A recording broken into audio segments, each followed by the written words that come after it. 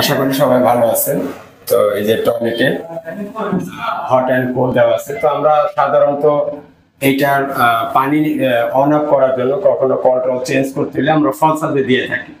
তো এখন আধুনিক যুগ যেহেতু, সেই হিসাবে আপনার এই যে স্টপ কক এখানে দেওয়া, যদি কখনো একটা কল আপনার চেঞ্জ করতে হয়, আপনি এখানে বন্ধ করে নিয়ে আপনি সাথে সাথে করতে পারবেন, ঠিক করতে পারবেন, চেঞ্জ করতে পারবেন আর কি।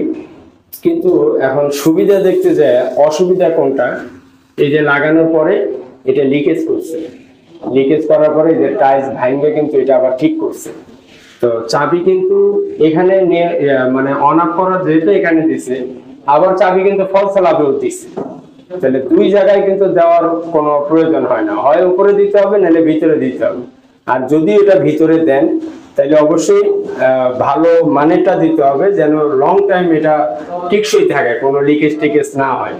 কারণ টাইলসের ভিতরে যখন চলে যাওয়ার, অবশ্যই এই বডির অংশটা, এই অংশটা আপনার টাইলসের বাইরে থাকতে হবে।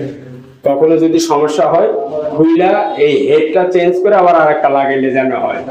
এগুলো আসলে অনেক কিছু বোঝার ব্যাপার আছে, ভালো মন্দ আপনারা জানাবেন আসলে এটা সুবিধা কতটুকু, অসুবিধা কতটুকু।